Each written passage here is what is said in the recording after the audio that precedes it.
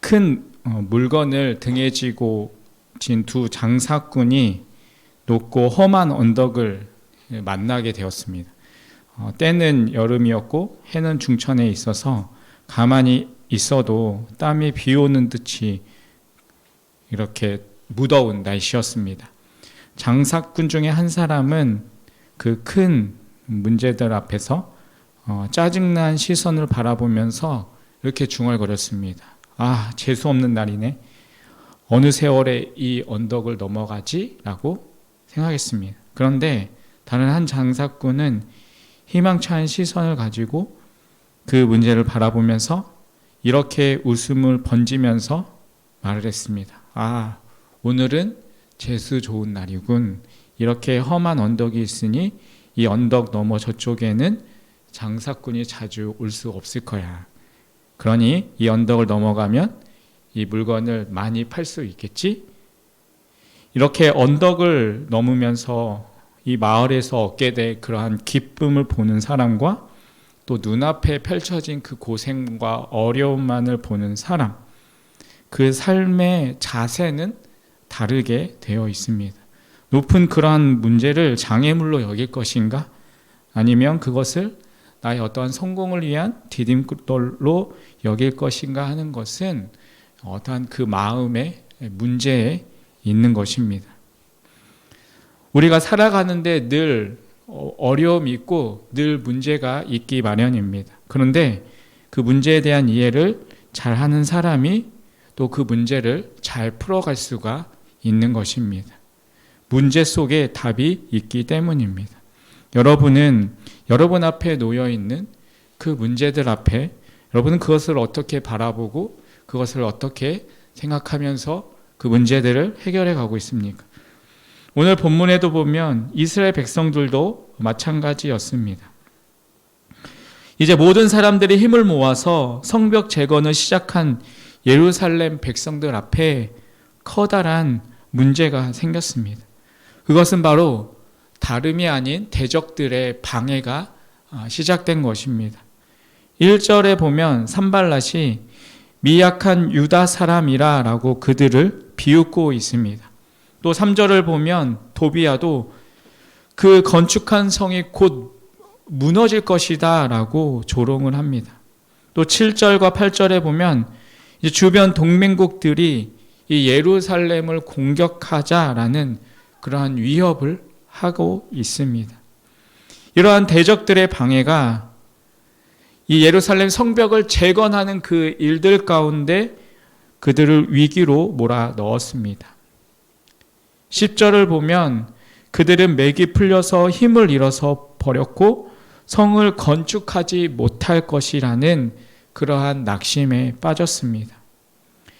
그리고 14절에 가면 이제 그들은 두려워하고 있습니다. 그리고 그러한 상황 속에서 이들은 어떻게 이 문제를 해결해 나가고 있을까요? 특별히 그러한 어려움 속에서 지금 두려움 가운데 흔들리고 있는 이스라엘 백성들을 이끌어가고 있는 느헤미야는 어떻게 이 공동체의 문제들 해결해 나가고 있을까요? 오늘 우리가 예루살렘 공동체가 그 방해하는 세력들로부터 얻게 되고 있는 이러한 방해와 문제들을 어떻게 극복해 나아가는지 우리가 함께 살펴보기를 원합니다. 여러분, 그렇다면 우리가 이렇게 우리를 끊임없이 방해하고 우리를 위협하는 그러한 어려움들, 그 문제를 우리는 어떻게 극복해 나아갈 수 있을까요? 첫 번째는 바로 주님께 기도해야 하는 것입니다. 오늘 본문 1절과 2절을 보면 산발랏은 예루살렘의 백성들을 비웃습니다. 그리고 3절에서 암몬 사람 도비아가 그 예루살렘 사람들을 조롱합니다. 대적들의 방해라는 문제를 만났을 때 그 어려움 속에서 느헤미야가 첫 번째 행동한 것은 바로 기도였습니다. 4절이 바로 하나님께 무릎 꿇고 기도했던 느헤미야의 기도입니다. 이 4절에 느헤미야는 이렇게 기도를 시작합니다. 우리 하나님이여 들으시옵소서. 그는 하나님을 바라보고 하나님께 이 문제를 가지고 기도했던 것입니다. 7절과 8절을 보면 한 걸음 더 나아가 대적들은 이제 그들에게 공격해야 할 연합 작전을 펼칩니다. 예루살렘을 치고 그들을 요란스럽게 하자. 그래서 그들이 이 성벽 재건하는 일을 만들지 못하도록 하자라고 합니다. 그러한 위협을 받게 되었을 때 느헤미야가 취해야 했던 첫 번째 행동도 바로 하나님께 무릎 꿇고 기도했던 것입니다.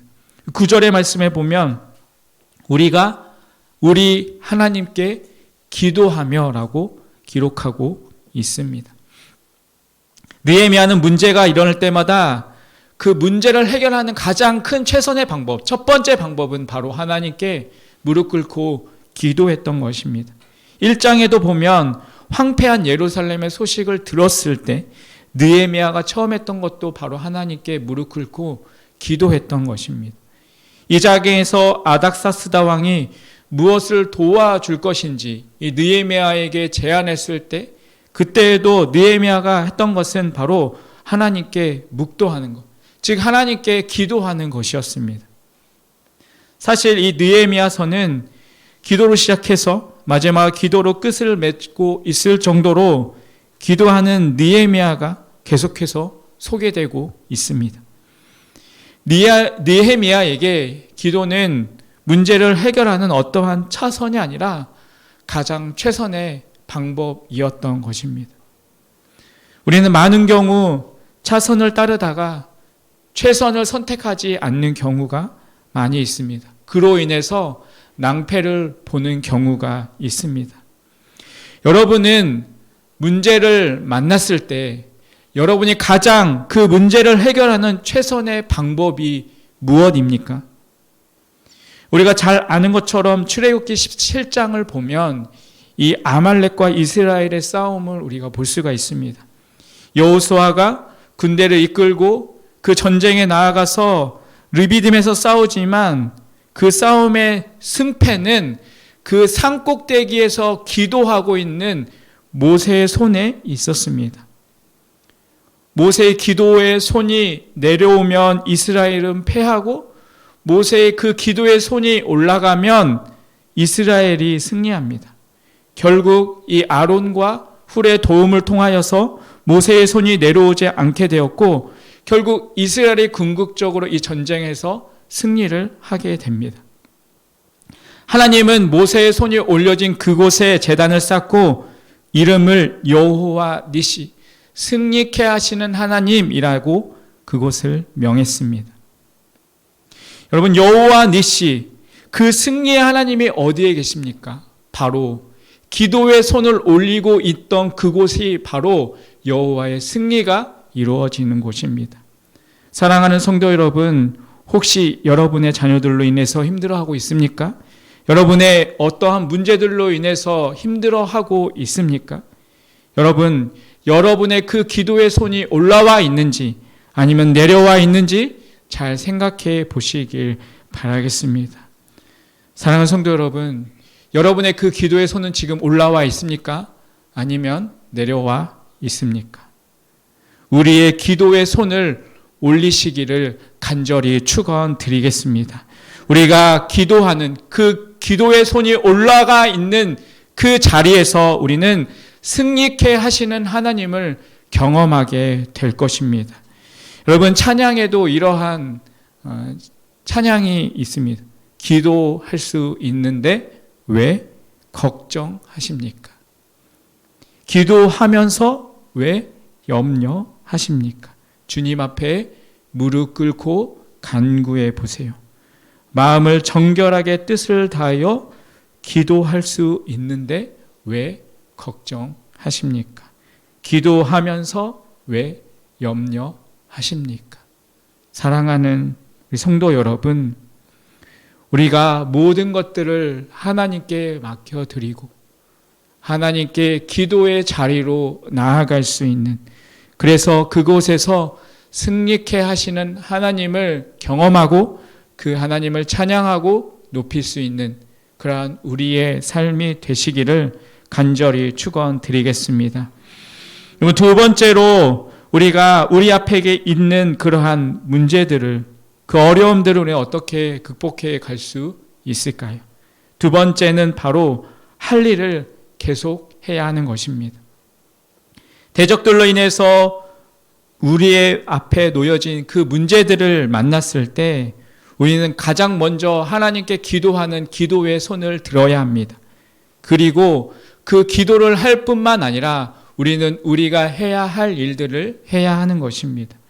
오늘 6절의 말씀에 이렇게 기록하고 있습니다. 이에 우리가 성을 건축하여 전부가 연락되고 고가 절반에 미쳤으니 이는 백성이 마음을 들어 역사하였음이니라 라고 기록하고 있습니다. 여기 우리가 성을 건축하여 라고 기록하고 있습니다. 이것은 대적의 반대와 방해가 있었지만 그들은 계속해서 이 성벽을 건축하는 일을 멈추지 않았다는 것입니다. 9절의 말씀에 보면 저희를 인하여 파수꾼을 두어 주야로 방비하였는데 라고 기록하고 있습니다. 그러니까 그들은 주야로 또 방비하면서 경계하면서 자신이 해야 할 이 성벽 건축하는 일을 멈추지 않았던 것입니다. 또 13절에 보면 내가 성 뒤에 낮고 넓은 곳에 백성으로 그 종족을 따라 칼과 창을 가지고 서게 하고라고 기록하고 있습니다. 그는 취약한 지역에 대해서 늘 경계하면서 그 성벽 건축하는 일을 멈추지 않았던 것입니다. 16절을 보면 그때로부터 내 종자의 절반은 역사하고 절반은 갑옷을 입고 창과 방패와 활을 가졌고라고 기록하고 있습니다. 그러니까 그는 이스라엘 백성들에게 적극적인 방어 자세를 가지고 그 일들을 할 수 있도록 했던 것입니다. 계속해서 17절과 18절 또 22절, 23절에 보면 예루살렘 백성들이 이 대적들의 방해에도 불구하고 오히려 그 공격을 저지하기 위한 방어선을 건축하면서 이 성벽 건축하는 일에 매진하는 것을 볼 수가 있습니다. 여기 6절에 보면 특별히 백성이 마음을 들어 역사하였음이라 라고 기록하고 있습니다. 이들이 마음을 다해서 할 일에 집중했다는 것입니다. 우리말 성경에는 백성이 주어로 되어 있지만 원문에는 마음이 주어로 되어 있습니다. 원문은 이 백성들이 자신이 해야 할 일들에 대해서 얼마나 그들의 열정적을 가지고 있었는지를 부각시키는 것입니다. 이들은 대적의 방해를 받을 때 오히려 더 열심히 해야 할 일들을 하고 있었던 것입니다. 여러분, 이것이 매우 중요합니다. 우리가 문제가 발생하게 되면, 어떤 어려움들이 우리에게 발생하게 되면 이 백성들처럼 낙심되고 두려움이 찾아오고 또한 염려가 생기는 것이 사실입니다. 그런데 예루살렘 백성들처럼 그 낙심과 두려움과 염려들이 있지만 그 모든 것들을 극복하고 내가 해야 할 일들을 해야 하는 것입니다. 그런데 많은 경우는 그 상황 속에서 우리는 낙심하고 두려워하고 염려하느라고 우리가 해야 할 일들을 하지 않는 경우가 많이 있습니다. 예를 들어서 대적의 위협을 받은 이 예루살렘 백성들이 낙심되고 두려움으로 인하여서 염려하면서 걱정하면서 이러한 방어 체제를 갖추지 못하고 그냥 건축을 하는 일들을 그냥 걱정 가운데서 쳐들어오면 어떠지? 이런 어려움들이 생기면 어떻게 하지? 라는 걱정만 하고 있었다면 여러분 어떠한 일이 벌어졌겠습니까?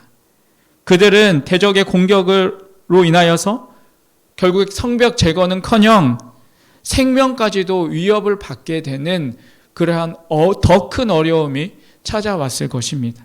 그러나 그들은 낙심되고 또한 두려운 마음이 있었지만 그럼에도 불구하고 정말 철저하게 방어 체계를 잘 갖추고 열심히 그 성벽 건축하는 일들을 하며 자신이 해야 할 일들을 했던 것입니다. 그렇기 때문에 이 대적들이 공격을 해오지 못했고 결국 이 성벽 재건을 완성할 수 있었던 것입니다. 사실 문제는 나를 공격해오는 대적, 어떤 그 문제가 아니라 그것 때문에 오게 되는 낙심과 두려움, 염려로 인하여서 우리가 아무것도 하지 못하고 손을 놓고 있는 것, 그것이 문제인 것입니다. 낙심하고 염려하다가 내가 할 일들을 하지 않아서 실패하는 것입니다. 우리를 낙심하고 두렵게 하고 염려하게 하는 것은 다 하나님께 맡기시고 기도하십시오. 그리고 우리가 해야 할 일의 가운데 우리의 마음을 다하여서 그 일에 힘쓸 수 있기를 바라겠습니다. 그래서 하나님이 우리에게 약속하신 그 은혜와 더 큰 축복을 누리고 마침내 그 어려움들을 이기고 승리하며 나아갈 수 있는 그러한 우리의 삶이 되시기를 간절히 축원드리겠습니다. 마지막으로 우리 앞에 있는 그 문제들을 우리는 어떻게 극복해 갈 수 있을까요? 그것은 바로 주님을 기억해야 하는 것입니다. 여러분, 우리는 다른 것에 집중하다가 정말 잊지 말아야 할 것을 잊어버리는 경우가 얼마나 많이 있습니까? 오늘 본문에도 보면 예루살렘 백성들이 그랬습니다. 지금 대적들이 비웃고 그들을 조롱하고 그들을 협박합니다. 그들은 큰 문제를 만났습니다. 그 문제 때문에 그들은 낙심하고 두려워하고 있습니다. 그런데 여러분, 그들이 그 문제 때문에 낙심하고 두려워하는 동안 잊고 있었던 것은 무엇인가요?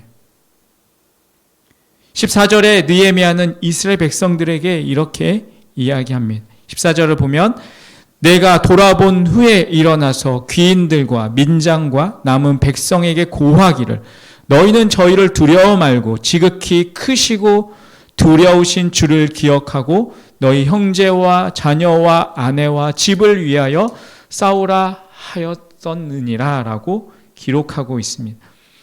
느헤미야는 지금 너희들이 이 앞에 있는 그 문제들을 두려워하지 말고 지극히 크고 두려우신 하나님을 기억하라 라고 지금 이스라엘 백성들에게 이야기하고 있습니다. 그 하나님을 기억한다는 것이 무슨 의미입니까? 신명기 7장 8장을 보면 출애굽한 이스라엘 백성들은 이제 가나안 땅을 바로 앞에 두고 있었습니다. 그들이 정복해야 할 땅은 훈련된 군사가 많았습니다. 아낙 자손들도 거인들이었습니다. 이스라엘 백성들은 두려웠습니다. 그들을 향해서 하나님이 하신 말씀이 신명기 7장 18절의 말씀입니다. 그들을 두려워 말고 내 하나님 여호와께서 바로와 온 애굽에 행하신 것을 잘 기억하되 라고 말씀하십니다. 너희들 앞에 있는 그 문제, 가나안 백성들의 그 문제, 그것을 보고 두려워하지 말고 바로와 애굽에서 행하셨던 그 하나님의 놀라운 기적, 그 놀라운 일들을 행하신 그 하나님을 너희들은 기억하라 라고 말씀하고 있는 것입니다. 그러면서 신명기 8장 2절을 통해서 이렇게 또한 말씀하십니다. 내 하나님 여호와께서 이 40년 동안의 노로 광야의 길을 걷게 하신 것을 기억하라 말씀하십니다. 애굽에서부터 지금까지 이 광야에서 40년 동안 하나님께서 이스라엘 백성들을 어떻게 지켜주셨는지, 어떻게 함께 하셨는지 그 하나님을 기억하라는 것입니다. 그 하나님을 기억하라는 말은 이스라엘 백성 가운데 하나님께서 행하셨던 놀라운 그 일들을 기억하라는 것입니다.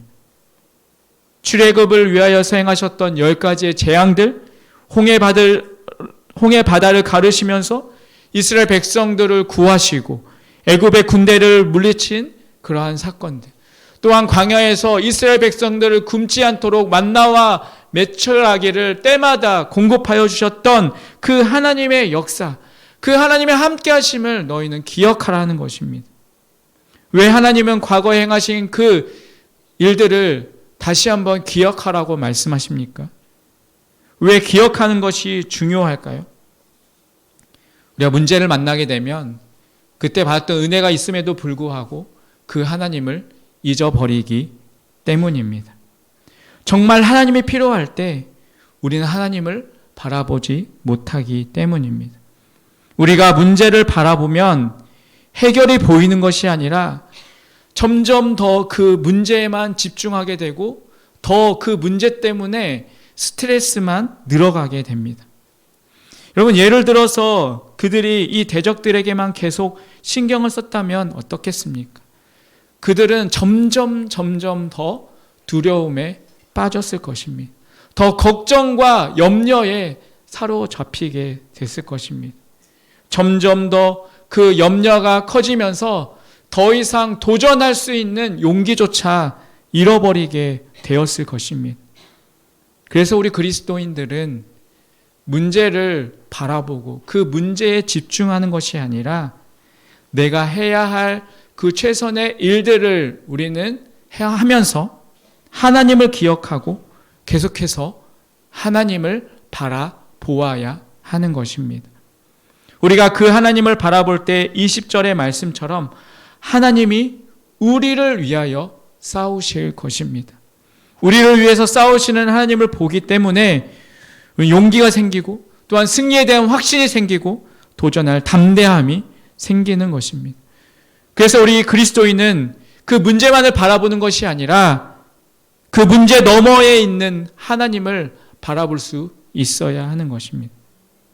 여러분 앞에 있는 문제가 있다면 그 문제 너머에 있는 전능하신 하나님, 위대하신 하나님, 그 하나님에게 여러분의 시선을 고정하시길 바라겠습니다. 여러분, 제가 질문 하나 드리겠습니다. 여러분이 태양을 바라보고 있다면 여러분 그림자는 어디 있을까요? 그림자는 여러분의 반대편 뒤에 있습니다. 근데 여러분이 그림자를 보고 있으면 태양은 어디에 있습니까? 여러분의 어디 있죠? 어디 있죠? 뒤에 있습니다. 여러분 마찬가지로 우리가 문제를 보고 문제에 집중하면 하나님은 우리 뒤에 있습니다. 그러나 우리가 전능하신 하나님을 바라본다면 우리를 괴롭히는 문제들은 우리 등 뒤에 있을 것입니다. 사랑하는 성도 여러분, 문제에 집중하는 것이 아니라 오직 하나님을 기억하고 하나님을 바라보며 살아갈 수 있는 우리의 삶이 되시길 바라겠습니다. 우리가 문제를 보면 걱정하고 염려하지만 하나님을 바라보면 하나님은 가장 좋은과 가장 선한 방법으로 최선의 것으로 역사하시는 것입니다. 이 개성시 북쪽 16km 지점에 천마산과 이 성거산이라는 산이 있는데 그 사이에 금강산 구룡폭포와 이 설악산 대승폭포와 함께 우리나라 3대 폭포 중 하나로 불리는 이 박연폭포라는 곳이 있습니다. 그 폭포를 향해 가는데 그 길에 두 절벽이 마주 보면서 만나는 곳이 있는데 그 간격은 약 1m 정도 이제 거리라고 합니다. 이 1m밖에 안 되는 이 평범한 이 평지의 거리라면 그러니까 누구나 쉽게 넘을 수 있는 거리입니다. 그런데 그곳은 그 낭떠러지가 너무 까마득한 곳이기 때문에 평지에서는 1m 쉽게 이제 넘을 수 있는데 그 낭떠러지를 바라보면 그렇게 바라보면서 그 곳을 이렇게 쉽게 건널 수 있는 사람이 많지 않다고 합니다. 왜 그렇습니까? 1m의 거리는 뭐 쉽게 건널 수 있는 그런 거리지만 낭떠러지를 보는 순간 저게 떨어지면 어떡하지? 라는 생각이 들면서 쉽게 그 거리를 건너지 못하는 것입니다. 그래서 그 바위를 결단의 바위라고 이름을 지었다고 합니다. 밑을 보면 그 낭떠러지를 보면 뛰어넘을 수 없기 때문에 평지라고 생각하고 앞을 바라보고 그 결단을 해야지만 뛸 수 있기 때문입니다. 1m가 평소에는 아무렇지도 않은 것처럼 보이지만 그 가운데 두려움이 생기면 그 1m도 쉽게 뛸 수가 없는 것입니다. 마찬가지입니다. 우리가 문제에 집중하면 우리는 두려움과 낙심에 염려에 빠져서 그 문제를 해결할 수가 없습니다. 그 문제를 해결할 수 있는 도전조차도 우리는 낼 수가 없습니다. 우리는 그때 하나님을 바라보아야 합니다. 그 문제 너머에 계신 하나님을 볼 때 그 문제를 넘어서 그 문제를 극복해 갈 수 있는 것입니다. 사랑하는 성도 여러분, 우리는 무엇보다 더 기도해야 할 때입니다. 우리는 무엇보다 하나님만을 더욱더 바라보아야 할 때입니다. 그렇게 느헤미야가 모든 어려움들을 이겨내면서 성벽 재건을 이룬 것처럼 우리도 모든 어려움들을 이겨내야 합니다. 세상에는 산발라처럼 아기를 품고 우리에게 다가오는 사람들이 있을 것입니다.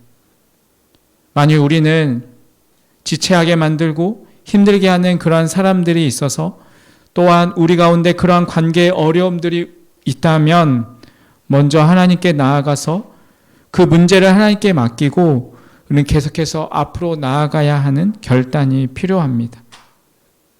우리를 넘어뜨리려고 하는 그러한 악한 세력들 때문에 낙심하고 주의 일을 포기해서는 안 됩니다. 세상에서 고난당하고 또한 힘들 때, 또 어려움 속에 있을 때 우리는 그 가운데 가장 먼저 하나님을 바라보고 나아갈 수 있는 우리의 삶이 되시기를 주님의 이름으로 간절히 축원드리겠습니다. 그래서 우리 앞에 있는 그런 모든 어려움들을 잘 믿음으로 이겨 나아감을 통하여서 그 가운데서 주시는 하나님의 은혜와 승리를 경험할 수 있는, 여호와 니시를 경험할 수 있는 우리 모든 성도님의 삶이 되시기를 주님의 이름으로 간절히 축원드리겠습니다. 기도하겠습니다. 하나님 아버지, 우리 앞에 있는 많은 어려움 속에서 오직 하나님만을 주목하며 바라보게 하여 주시옵소서. 우리 교회 모든 성도님들이 더욱 주님께 기도함으로 우리 교회가 더욱 하나 되게 하여 주시고 더욱 믿음으로 굳건히 서는 교회가 되게 하여 주시옵소서. 예수님의 이름으로 기도합니다. 아멘.